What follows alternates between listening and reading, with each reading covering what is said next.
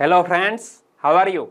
जी K 2020 YouTube channel की NCERT video series में आप सभी दोस्तों का हार्दिक स्वागत है। आज के इस वीडियो में हम कक्षा 7 की एनसीईआरटी की जियोग्राफी की टेक्स्ट बुक हमारा पर्यावरण और यह टेक्स्ट बुक में 5वां अध्याय है जल। यह अध्याय में पेज नंबर 34 से 36 पर जो इंफॉर्मेशन दी है उनको बेस बनाते हुए तकरीबन 15 से 16 एमसीक्यू क्वेश्चन शामिल करते हुए हमने यह वीडियो तैयार किया है। और यह वीडियो आप लास्ट तक देखें। लास्ट में कमेंट सेक्शन में जरूर बताना कि आपको यह वीडियो कैसा लगा। और यह वीडियो देखने के बाद आपको सुनामी, समुद्री तरंगे, ज्वार भाटा जैसी जियोग्राफिकल जो घटनाएं होती है उनके बारे में पता चल जाएगा। ओके, तो लास्ट तक बने रहिए। चलिए बिना वक्त गवाए स्टार्ट करें। कक्षा 7 की एनसीईआरटी की जियोग्राफी की टेक्स्ट बुक हमारा पर्यावरण 5वां अध्याय है जल। सबसे पहले सुनामी, पृथ्वी का तांडव।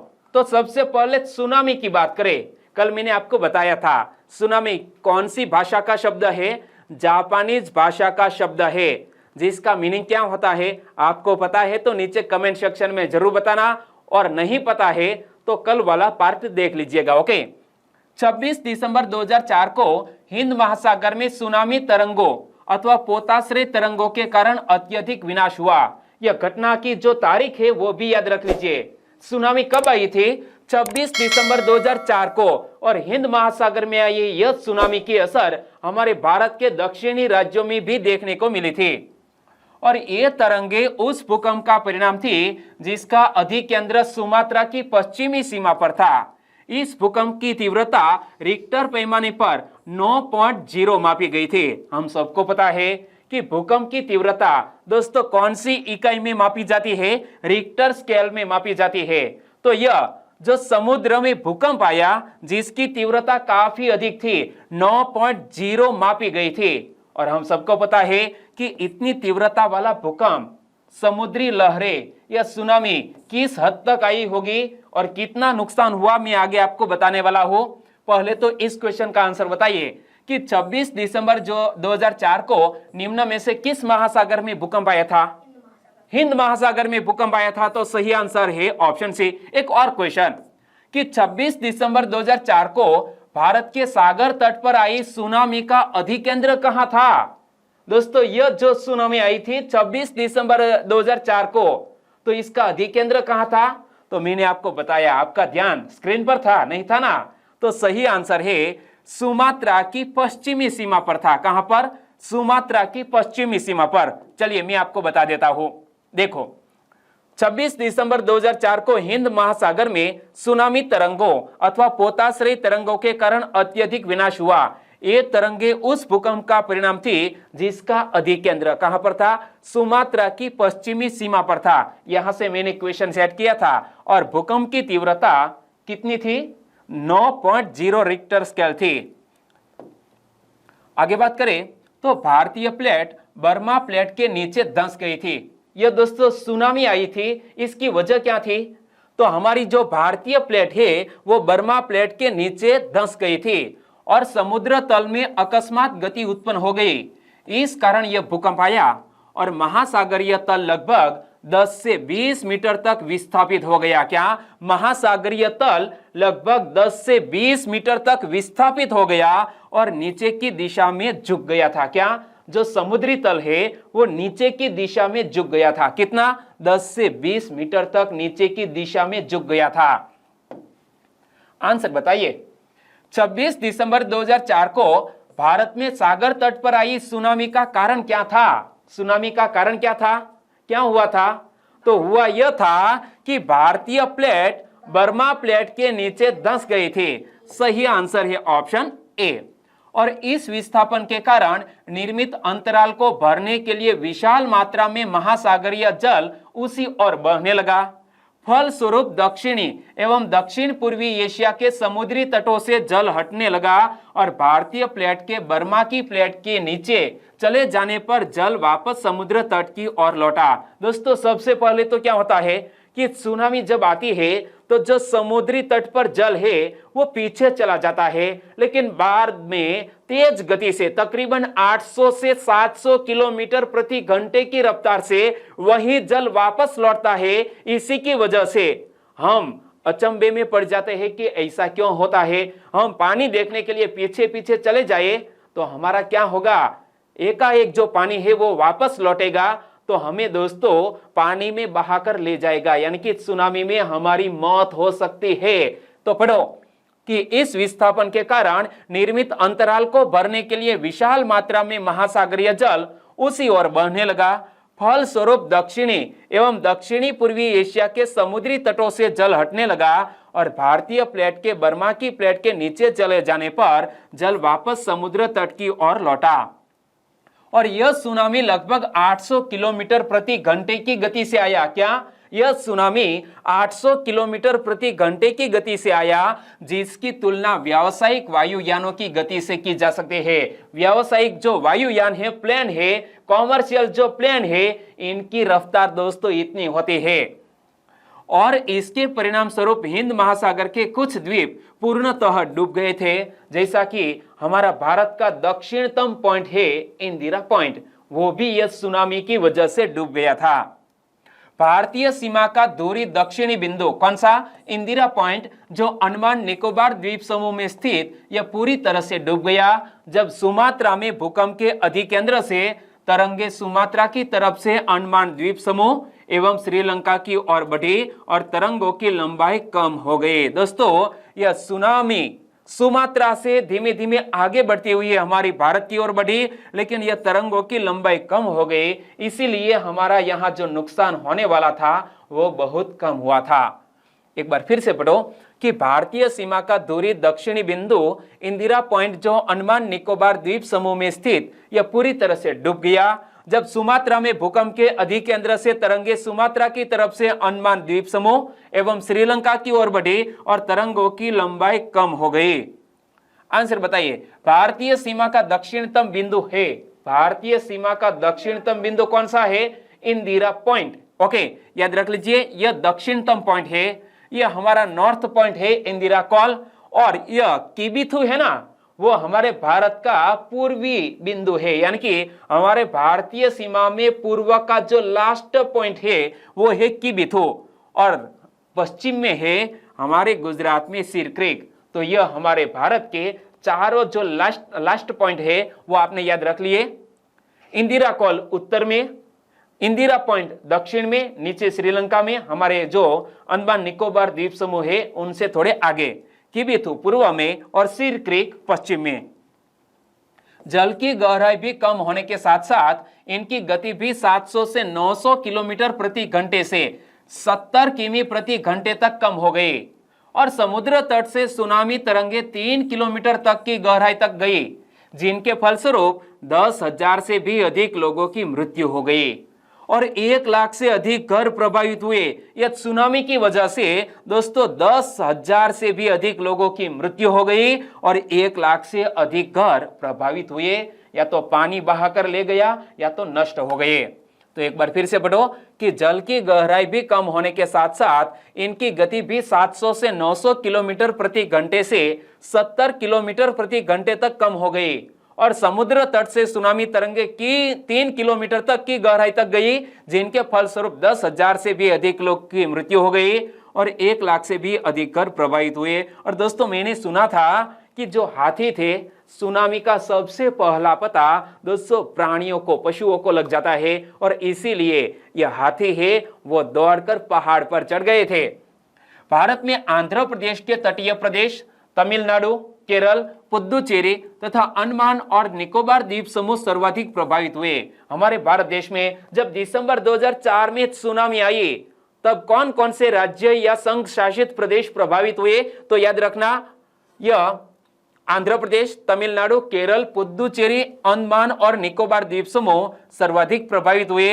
यद्यपि पहले से भूकंप का अनुमान लगाना संभव नहीं है, फिर भी बड़ी सुनामी के संकेत 3 घंटे पहले मिल सकते हैं। दोस्तों भूकंप का हम पूर्व अंदाजा नहीं लगा सकते, लेकिन पॉसिबल है कि सुनामी के संकेत 3 घंटे पहले मिल सकते हैं और हमें या कैसे अवलोकन करना चाहिए। आपके घर यदि छोटा सा मछली घर है तो जिसमें मछलियां उछल कूद करने लगती है, या तो जो प्राणियों है जैसा कि हाथी है, कोई और पशु है, वो भागकर अपने बचाव के लिए कहीं और भागने लगते हैं, अपना जो स्थायी निवास स्थान है वो छोड़कर ऊंचाई पर चले जाते हैं, तो हमें पता चल जाता है कि आने वाले 2-3 घंटों में सुनामी आ सकती है। ओके, आंसर बताइए, सुनामी के कारण कौन सा राज्य या संघ शासित प्रदेश प्रभावित नहीं हुआ था। दोस्तों, सुनामी के कारण कौन सा राज्य या संघ शासित प्रदेश प्रभावित नहीं हुआ था। कब? दिसंबर 2004 की बात कर रहा हूं, तो हमारा गुजरात प्रभावित नहीं हुआ था, बाकी तमिलनाडु, केरल और पुदुचेरी में यह सुनामी आई थी। प्रशांत महासागर में प्राथमिक चेतावनी की ऐसी प्रणालियां क्रियाशील है क्या? यह प्रशांत महासागर में यानी कि पैसिफिक ओशन में जब भी सुनामी आती है तो वहां पर ऐसी प्रणालियां स्थापित की गई है, ऐसी प्रणालियां क्रियाशील है कि सुनामी का हम पूर्व अंदाजा लगा सकते हैं 2-3 घंटे पहले। लेकिन हिंद महासागर में ये सुविधाएं नहीं है। क्या? हमारे हिंद महासागर में ऐसी कोई भी प्रणाली स्थापित नहीं की गई है, और प्रशांत महासागर की तुलना में हिंद महासागर में सुनामी कभी कभी ही आती है, क्योंकि यहाँ भूकंपीय क्रिया बहुत कम होती है। क्या दोस्तों, सबसे अधिक बार सुनामी कौन से महासागर में आती है? पैसिफिक ओशन में, और हिंद महासागर में कभी कभी ही सुनामी आती है। इसीलिए तो लोग गलती कर बैठते हैं। आंसर बताइए, निम्न में से किस महासागर में सुनामी की प्राथमिक चेतावनी की प्रणालियां क्रियाशील है? तो ऐसी प्राथमिक चेतावनी की प्रणालियां स्थापित की गई है कहां पर? पैसिफिक ओशन में। तो सही आंसर है ऑप्शन ए। और दिसंबर 2004 में जिस सुनामी ने दक्षिण एवं दक्षिण पूर्वी एशिया के तटों पर तबाही मचाई, वह पिछले कई 100 वर्षों की सर्वाधिक विनाशकारी सुनामी थी। पिछले 100 वर्षों में ऐसी सुनामी यहां दक्षिण एवं दक्षिण पूर्वी एशिया में नहीं आई थी। यह कब आई थी? दिसंबर 2004 में आई थी। और हिंद महासागर में निरीक्षण, आरंभिक चेतावनी की प्रणालियां एवं हिंद महासागर के तटीय निवासियों में जागरूकता की कमी के कारण जीवन एवं संपत्ति की अत्यधिक क्षति हुई थी। दोस्तों, यहां पर क्यों काफी नुकसान हुआ? क्योंकि यहां एक तो चेतावनी की कोई प्रणालियां स्थापित नहीं की गई थी, और हिंद महासागर के तटीय निवासियों में जागरूकता की कमी के कारण जीवन एवं संपत्ति के अत्यधिक क्षति हुई थी। यानी कि यहाँ के जो लोग हैं वो सुनामी के बारे में अवेयरनेस नहीं रखते थे, उनको पता ही नहीं था कि ऐसा हो सकता है। सुनामी आने का प्रथम संकेत यह होता है कि तटीय क्षेत्र से जल में तेजी से कमी आती है और फिर विनाशकारी तरंगे उठने लगती है। दोस्तों, जब सुनामी आने वाली होती है तो पहले क्या होता है? प्राथमिक संकेत यह है कि तट से जो पानी है वो समुद्र में, महासागर में वापस चला जाता है, और फिर विनाशकारी तरंगे उठने लगती है। जब तट पर ऐसा हुआ था तो लोग ऊंचे स्थानों पर न जाकर उस अचंभे को देखने के लिए तट पर एकत्रित होने लगे। इसके फलस्वरूप जब सुनामी की विशाल तरंग आई तो बड़ी संख्या में उत्सुक खड़े दर्शक की मृत्यु हो गई। दोस्तों, आप यदि सुनामी के वक्त उनके साथ खड़े होते तो क्या होता? और आपको यदि संकेत मिल जाता है कि यह तरंगे दोस्तों तेजी से जो समुद्री तट का पानी है वो पीछे चला जाता है, तो हमें पानी के पीछे नहीं भागना चाहिए, लेकिन ऑपोजिट साइड में जो ऊंचा पर्वत है वहां पर चढ़ जाना चाहिए। ओके, तो सुनामी आने का प्रथम संकेत यह होता है कि तटीय क्षेत्र से जल में तेजी से कमी आती है और फिर विनाशकारी तरंगे उठने लगती है। जब तट पर ऐसा हुआ था तो लोग ऊंचे स्थानों पर न जाकर उस अचंभे को देखने के लिए तट पर एकत्रित होने लगे, और इसके फलस्वरूप जब सुनामी की विशाल तरंग आई तो बड़ी संख्या में उत्सुक खड़े दर्शकों की मृत्यु हो गई। आंसर बताइए, सुनामी आने का प्रथम संकेत क्या होता है? सुनामी आने का प्रथम संकेत क्या होता है? तो तटीय क्षेत्र से जल तेजी से कम होने लगता है।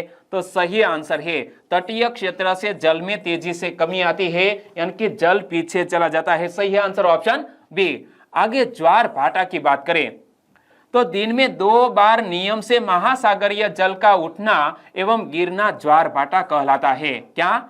दिन में 2 बार नियम से महासागरीय जल का उठना एवं गिरना ज्वार भाटा कहलाता है।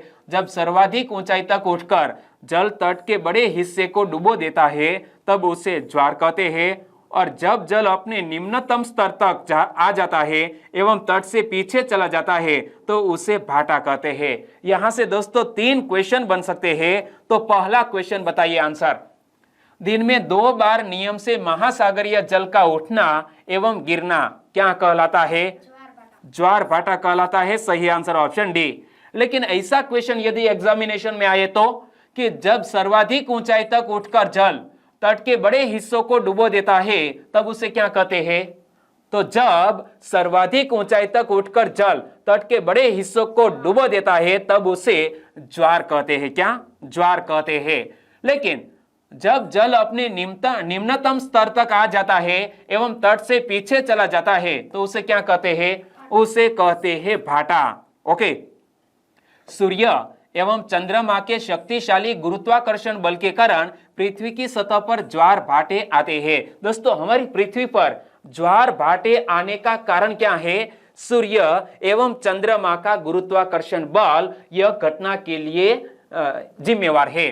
तो सूर्य एवं चंद्रमा के शक्तिशाली गुरुत्वाकर्षण बल के कारण पृथ्वी की सतह पर ज्वार भाटे आते हैं। जब पृथ्वी का जल चंद्रमा के निकट होता है उस समय चंद्रमा के गुरुत्वाकर्षण बल से जल अभिकर्षित होता है और जिसके कारण उच्च ज्वार आते हैं। तो दोस्तों उच्च ज्वार आने का कारण क्या है? एक बार फिर से पढ़ लो कि जल चंद्रमा के निकट होता है उस समय चंद्रमा के गुरुत्वाकर्षण बल से जल अभिकर्षित होता है जिसके कारण उच्च ज्वार आते हैं। और यहां पर देख सकते हैं कि यह है उच्च ज्वार का रीजन। यहां पर है चंद्रमा और यहां पर है हमारी पृथ्वी। और जो पृथ्वी का जल है वो चंद्रमा के नजदीक होता है तो यहां पर दोस्तों यह उच्च ज्वार आते हैं। ओके। आंसर बताइए। पृथ्वी की सतह पर ज्वार भाटे आने का कारण क्या है? पृथ्वी की सतह पर ज्वार भाटे आने का कारण मैंने आपको बता दिया कि सूर्य एवं चंद्रमा का शक्तिशाली गुरुत्वाकर्षण बल यह घटना के लिए जिम्मेवार है। तो सही आंसर बन जाता है ऑप्शन ए। और जब पृथ्वी का जल चंद्रमा के निकट होता है उस समय चंद्रमा के गुरुत्वाकर्षण बल से जल अभिकर्षित होता है जिसके कारण उच्च ज्वार आते हैं। यह बात मैंने आपको बताई। और पूर्णिमा एवं अमावस्या के दिनों में सूर्य चंद्रमा एवं पृथ्वी तीनों एक सिद्ध में होते हैं। यहाँ पर देख सकते हैं कि जब अमावस्या हो या पूर्णिमा हो तब सूर्य हमारी पृथ्वी और चंद्रमा एक लाइन में होते हैं और इस समय सबसे ऊंचे ज्वार उठते हैं। यानी कि अमावस्या या पूर्णिमा के दिन सबसे उच्च ज्वार उठते हैं और इस ज्वार को बृहद ज्वार कहते हैं। आंसर बताइए। उच्च ज्वार कब आते हैं? उच्च ज्वार कब आते हैं? जब पृथ्वी का जल चंद्रमा के दूर होता है, चंद्रमा से दूर होता है तब उच्च ज्वार आते हैं। तो सही आंसर है जब पृथ्वी का जल चंद्रमा के निकट होता है तब उच्च ज्वार आते हैं। सही आंसर है ऑप्शन बी। लेकिन जब चांद अपने प्रथम एवं अंतिम चतुर्थांश में होता है तो चांद एवं सूर्य का गुरुत्वाकर्षण बल विपरीत दिशाओं से महासागरीय जल पर पड़ता है और परिणाम स्वरूप निम्न ज्वार भाटा आता है।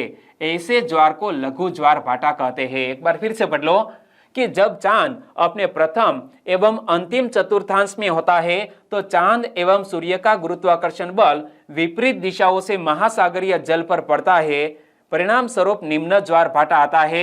ऐसे ज्वार को लघु ज्वार भाटा कहते हैं। और दोस्तों ऐसी इमेज टेक्स्ट बुक में दी गई है। लघु ज्वार भाटा की यह इमेज है कि लघु ज्वार भाटा क्यों आता है। तो ये हम देख सकते हैं कि यहाँ पर है पृथ्वी, यहाँ पर है सूर्य और चंद्रमा, तीनों एक लाइन में नहीं है लेकिन यह ऑपोजिट साइड में है चंद्रमा और इसीलिए लघु ज्वार भाटा आता है।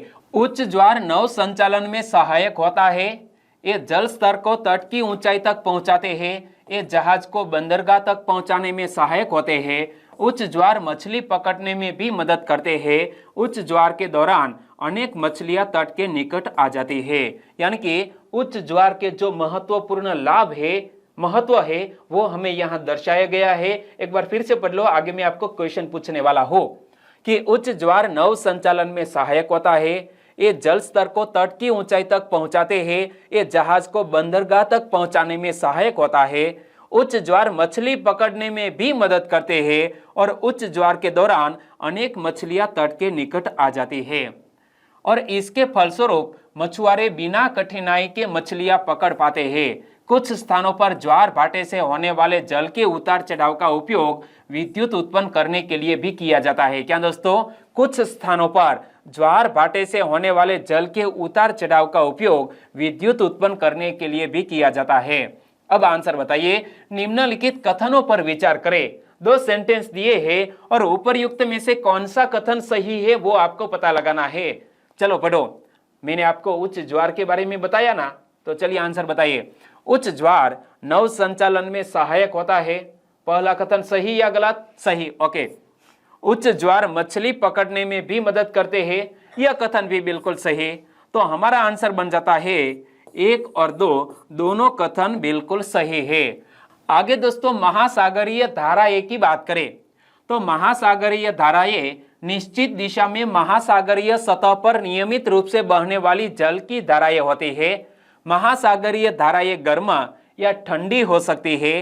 सामान्यतः गर्म महासागरीय धाराएं भूमध्य रेखा के निकट उत्पन्न होती है एवं ध्रुवों की ओर प्रवाहित होती है। तो दोस्तों आपके पास यदि वर्ल्ड मैप है तो वर्ल्ड मैप में देखिए कि यह भूमध्य रेखा कहां पर है।